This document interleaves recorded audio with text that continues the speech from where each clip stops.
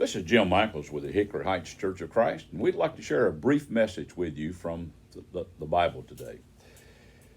And really, we want to talk about who we are as the people of God that meet at Hickory Heights. The building where we're located is at 866 East Commerce Street here in Lewisburg, Tennessee.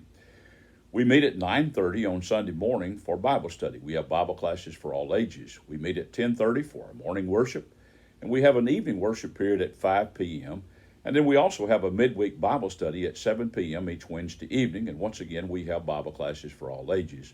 So we'd love to have you to come and to be with us and to worship our God with us in spirit and in truth.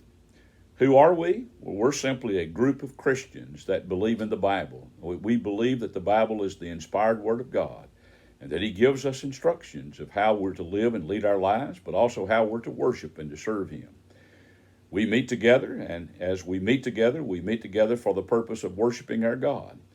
For instance, in John 4, verses 23 and 24, He tells us how to worship. It's a special way, and when I say special way, it's a way that's authorized by God. It's how He instructs us to worship and serve Him. Read these two verses with me. He said, "But the hour is coming, and now is, when the true worshiper will worship the Father in spirit and truth. For the Father is seeking such to worship Him. God is spirit, and those who worship Him must worship in spirit and in truth." Now there's some words I want to call your attention to here. He said the true worshiper, those that truly worship God as He accepts, will worship Him. It says in spirit and also in truth. Now what does He mean by spirit and truth? Well, spirit has to do with the attitude of heart. And truth, obviously, is according to the instructions of His Word. So I can't just worship any way I want to, and my worship be acceptable to God. I have to follow His instruction. My heart has to be in our worship and our service, but also it has to be according to His truth. Now, if you notice in verses 24, He says, those who worship Him must worship Him in spirit and truth.